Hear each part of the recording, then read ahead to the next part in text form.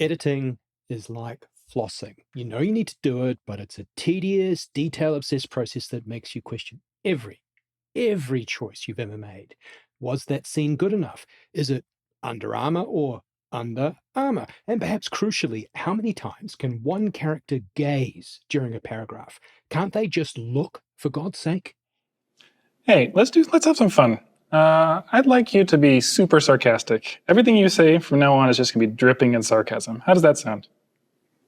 Oh, that sounds just amazing.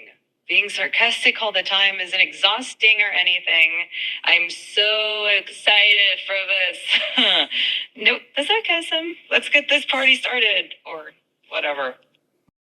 For those of us who want a little help cleaning up our work without draining the joy right out of it, there's good news. We've got technology. We don't want something to floss for us, but to make sure we don't end up with spinach in our plot holes.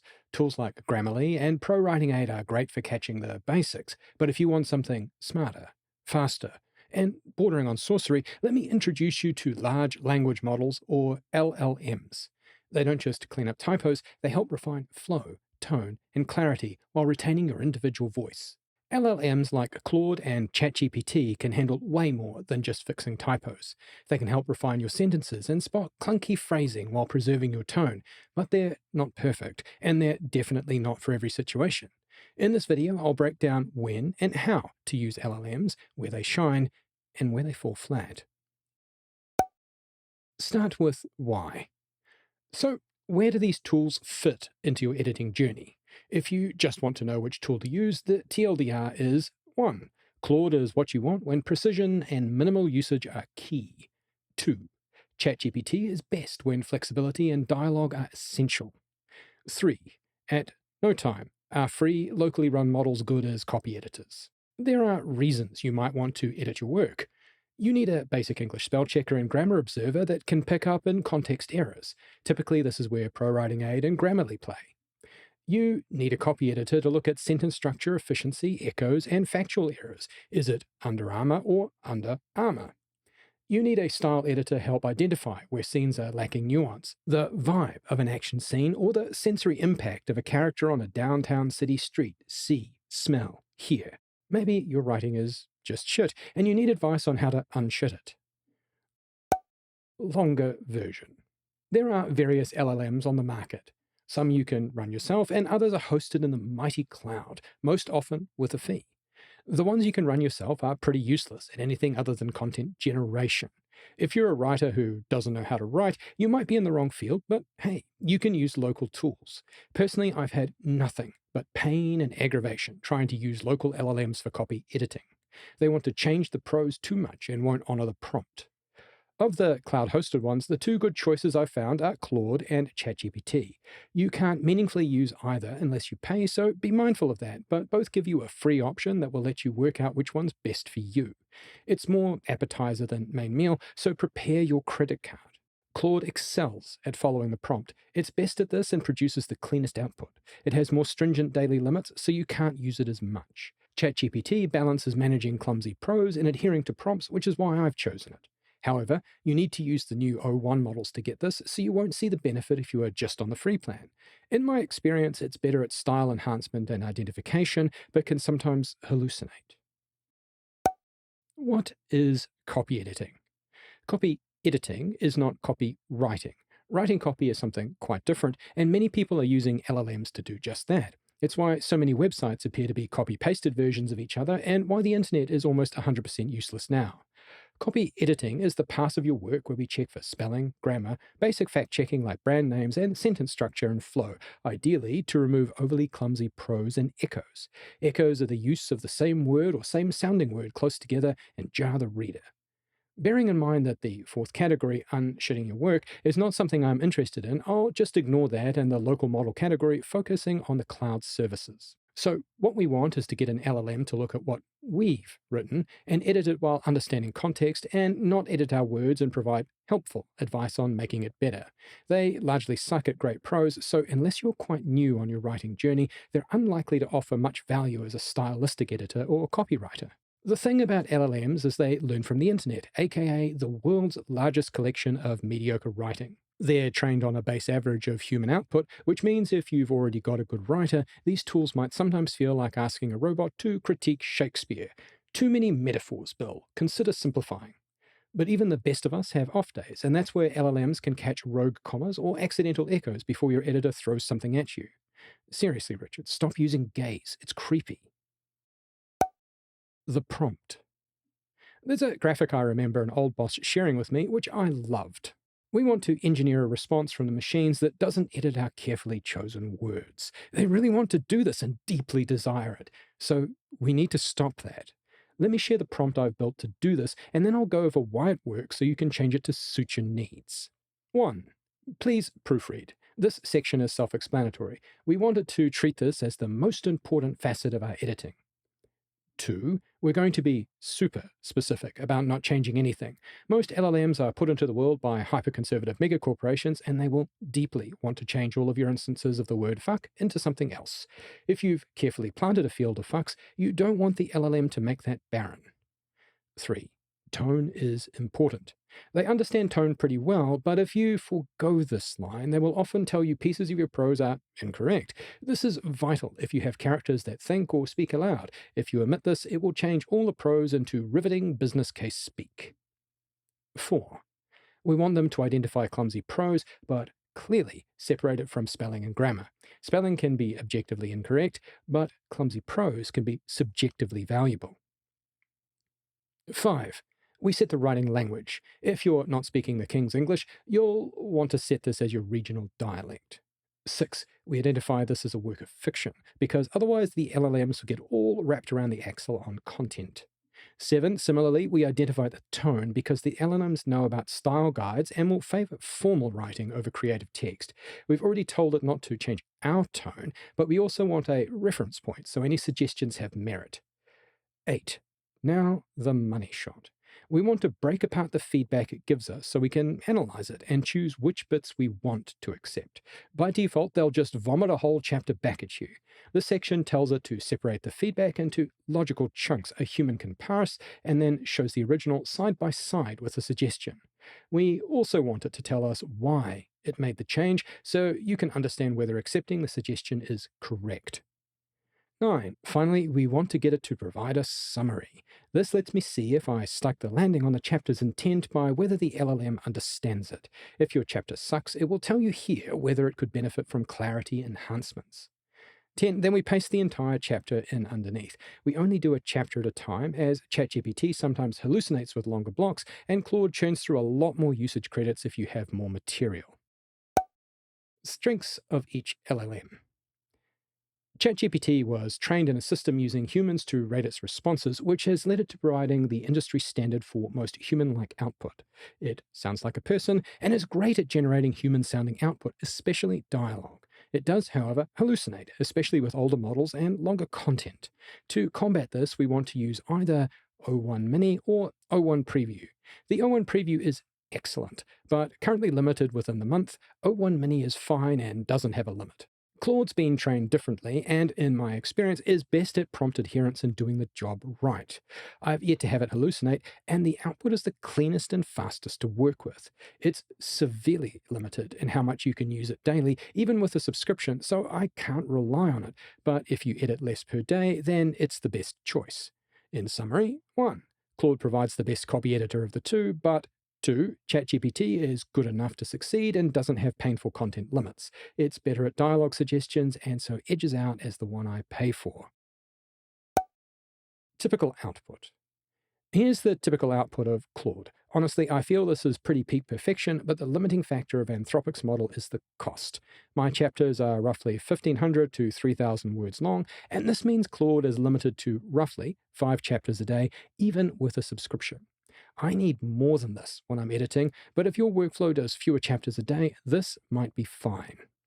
You can see how well it understands context. It knew recaps should be red caps despite recaps being a legitimate word. It knows when to capitalize Spartan. It'll deal nicely with my shitty use of commas. We've told it to use UK English, so it understands rear-view is more common there. It correctly understands how to use an EM dash. It knows about brand names. The only real downside here is that it waits for you to continue before going on, so you'll need to keep telling it to continue between chunks. Now, let's check out ChatGPT with the O1 mini model. Ah, yeah, here we go. It understands smoother phrasing, still deals with our comma challenges, and handles basic grammar well. We're getting suggestions for clumsy prose, which Claude didn't do so well at. It's difficult to show it by screenshot, but it also fired through the entire chapter in one go, so we can just scroll through at our own pace. This is more efficient from an interaction perspective, but it's unique to the O1 models in my experience. The older models are more like Claude's wait for signal, stop go behavior. We can see how ChatGPT is being more helpful with word choices. This is arguably a better copy editor, but might annoy you more if you just want to keep your words. It helps with our hyphenation and word choice while policing our commas effectively. Arguably, it understands UK English a little better with things like ref and Mr. In UK English, these don't have a period after, and it catches them more efficiently. We've also got evidence of echo prevention. It's good at grammar and understanding all the rules like restrictive clauses. We've also proved it won't make changes for the sake of it, which older ChatGPT models do, and literally all the local models. Okay, great. What do they cock up? Shit that O1 Mini gets wrong. Sometimes stops without finishing a chapter. Rarely doesn't honor requests for chunking. Will sometimes say it's made a change and hasn't, it just confirms the same text. But its suggestions in editing mode are more appropriate. Its suggestions in clumsy prose aren't great, but good at identifying wonky words. Shit that ordinary ChatGPT does, lots of EM dashes. It is crazy about them.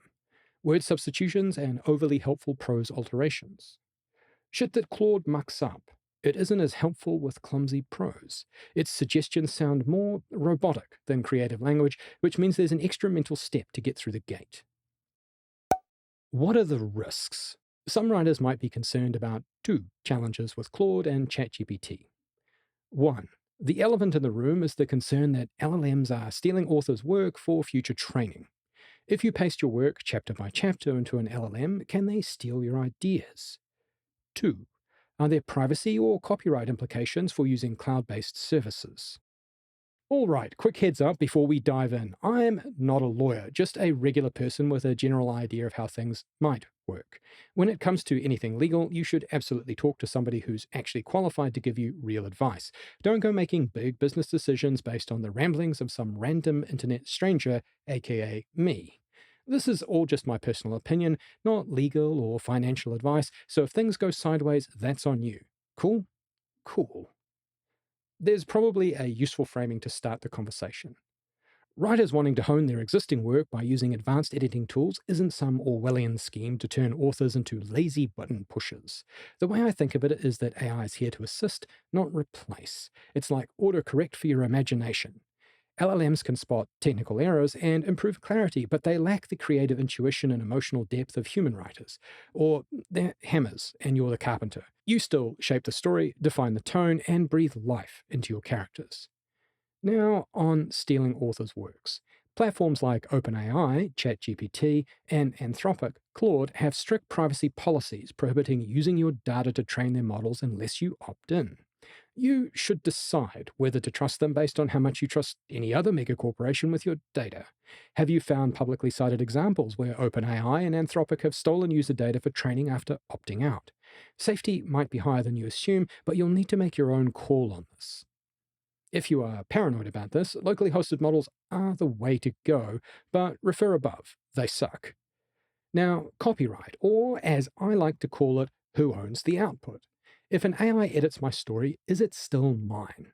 The law's take on this is that AI tools don't claim ownership of your work, and I suspect this is why Microsoft and Apple are stuffing their word processors with AI editing features. You maintain full copyright over the original text and edits produced, but you should check the specifics for your local jurisdiction. Edits generated by AI are considered tools you've used to enhance your work, no different from asking a friend to proofread. If you're using the tools to do the writing, you're on your own here, as that's pure generative work and not editing. But if you've already added your creative stamp to the work, any output generated by the AI is derivative, not transformative. That means it's still your baby. If you want some security tips for peace of mind, use pseudonyms or placeholder content if you're concerned about leaks during drafting. Check if your local tool offers encrypted sessions, for example, OpenAI's business tiers, and use offline LLMs for high security needs if that's really what you need. Ultimately, the decision to use an AI tool comes down to trust. Do your research, take small steps, and remember, your creative voice will always be the one driving your story. When not to use LLMs, knowing their limits. The default answer here is anytime the AI is doing the writing instead of you shouldn't be using it, but there are some broader considerations.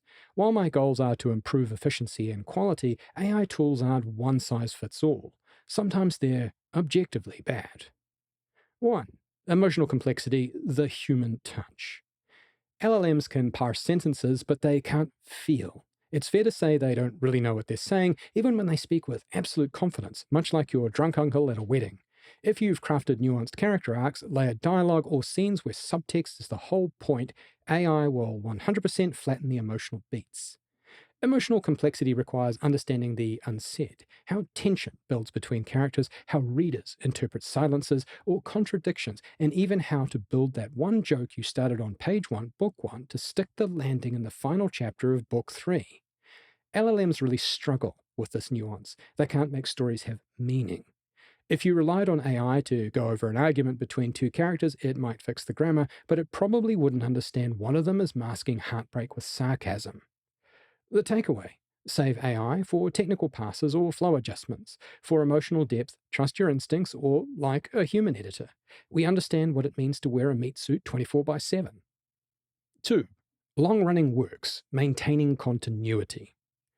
While LLMs are gaining capabilities all the time, it's been my overwhelming experience they don't understand past context unless you spoon-feed them. Even Google's latest trick, Notebook LM, is terrible at sprawling multi-book epics and stories with intricate lore. Continuity is the lifeblood of long-form storytelling. While readers will get upset if John's eye color changes from blue to brown, they will get all fucked up if John's backstory goes from being abused as a child to coming from an emotionally balanced home. LLMs will not understand the rules of your magic system. Things like this can really screw with your narrative and leave you with toothpaste you just can't put back in the tube. The worst part about this is that LLMs might view intricacies as errors. That one side character you mentioned in Chapter 3, with the scar from a duel, an LLM might suggest removing that unnecessary detail, and then your readers will totally fail to understand why Scarface has smooth skin and his motivations have gone out the window. The takeaway: use LLMs for smaller, self-contained chapters.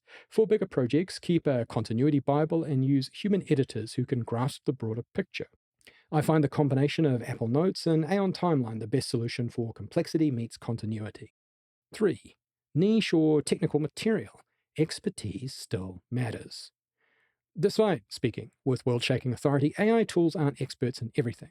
It would be fair to say they know all things knowable, but they can also hallucinate facts, misunderstand context, or simplify complex ideas into something too generic. If your story leans on technical accuracy, like the complexities of faster-than-light travel, archaeology, or the nuances of medieval smithy, AI has a higher-than-average chance of getting it wrong. The hard part is it will sound confident in its wrongness, and that's where the wagon gets unhooked. For example, let's say you ask an LLM to double-check whether a trebuchet can launch a payload of 90 kilograms over 300 meters.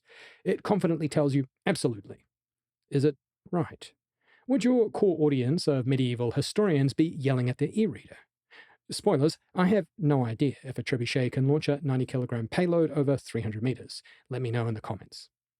The takeaway: for technical context, consult real-world experts or trusted sources. Or, use Wikipedia or go to your library.